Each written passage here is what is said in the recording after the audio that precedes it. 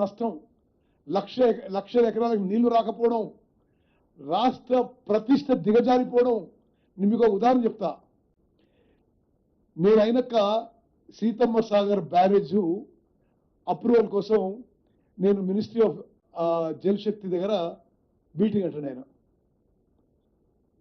ఆ సెక్రటరీ గారు శ్రీమతి ముఖర్జీ ఏమైనదంటే, మేమేమన్నా అంటే ఇది మా సిడిఓ సెంట్రల్ డిజైన్ మా ఇరిగేషన్ శాఖలో క్లియర్ చేసిండ్రు, ఇది మీరు క్లియర్ చేయాలి, మాకు వాటర్ అలొకేషన్ చేయండి సీతారాం సాగర్ అంటే, మేము క్లియర్ చేయము.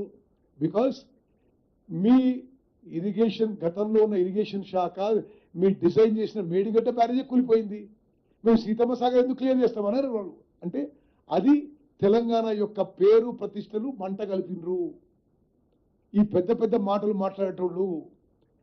మేము ఆ డిజైన్స్ అన్ని మళ్ళీ సెంట్రల్ వాటర్ కమిషన్తో అప్రూవ్ చేయించి ఇప్పుడు మొన్న సీతమ్మ సాగర్కి సీతారాం సాగర్కి all technical approvals and 67 TMC water allocation దిక్కు మరి ఆ దిశలో ముందుకు పోయినాము. మిత్రులారా, ఇది మా బాధ్యత ఎంతో మీ బాధ్యత అంతే మీరు గుర్తుపెట్టుకోవాలి. This is the biggest man made disaster, this is the biggest financial loss to any state in this country.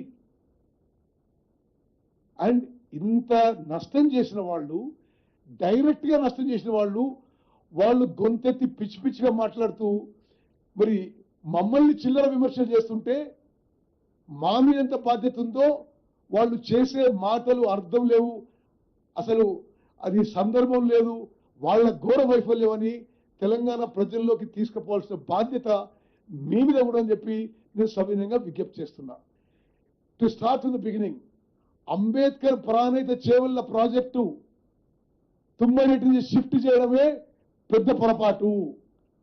అక్కడ నీళ్ళు లేవని రాసింది, అదొక పచ్చి అబద్ధము.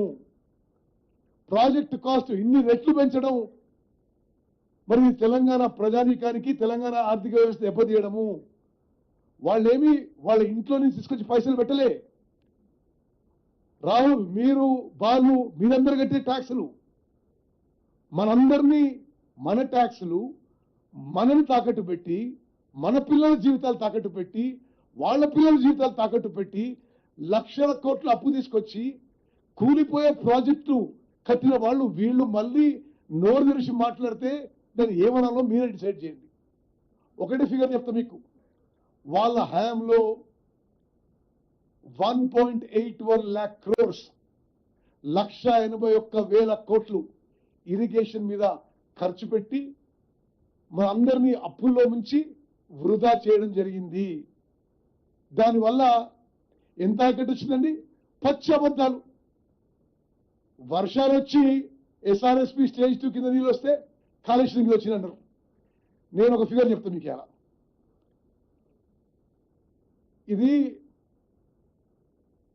కాళేశ్వరం ఈ ప్రాజెక్ట్ మేడిగడ్డ ప్రాజెక్టే గుండెకాయని వాళ్ళే అన్నారు. మీలో ఇరిగేషన్ కవర్ చేసిన బాలు కానీ, ఫసీ కానీ, మొయినుద్దీన్ కానీ, ఫల్గుణాచారి గారు మీకు తెలుసు. మేడిగడ్డ గుండెకాయ అన్నారు వాళ్ళు. మేడిగడ్డ కూలిపోయింది కదా. ఈ బ్యారేజెస్లు కూలిపోయిన తర్వాత స్వతంత్ర భారతదేశంలో ఎక్కువ వరి ధాన్యం పండించింది మా ప్రభుత్వ హయాంలో. వానాకాలంలో కాళేశ్వరం ప్రాజెక్టు కూలిపోయిన తర్వాత, మేడిగడ్డ, అన్నారం, సుందిర్ల బ్యారేజ్లు నిరుపయోగం అయిపోయిన తర్వాత, మా ప్రభుత్వం వచ్చిన తర్వాత మా ప్రో అగ్రికల్చర్ పాలసీసు, మా ప్రో ఫార్మర్ పాలసీస్తో మరి ఉన్న వాటర్ని డిసిప్లిన్గా ఉపయోగించుకొని వానాకాలంలో 153 లక్షల మెట్రిక్ టన్నులు పండినాయి. యాసంగిలో గగ్గోలు పెట్టిన వాళ్ళు ఆడెండిపోతుంది ఈడెండిపోతుందని. యాసంగిలో ఈసారి వచ్చిన వరి పంట తెలంగాణ చరిత్రలో, ఉమ్మడి ఆంధ్రప్రదేశ్ చరిత్రలో, భారతదేశంలో ఏ రాష్ట్రంలో పండిన వరి పంట 127 లక్షల మెట్రిక్ టన్నులు పండింది. రెండు పంటలు కలిపి 280 లక్షల మెట్రిక్ టన్నులు పండించిన వరి ధాన్యం పండించిన ఘనత మా ప్రభుత్వం దక్కిందని చెప్పి నేను మనం చేస్తున్నాను. మరి ఇంత వరి ధాన్యం పండించి, this is record paddy production in India. మరి ఈరోజు వాళ్ళు అర్ధరహితమైన మాటలు, చిల్లర మాటలు మాట్లాడుతుంటే దయచేసి యావత్ తెలంగాణ ప్రజల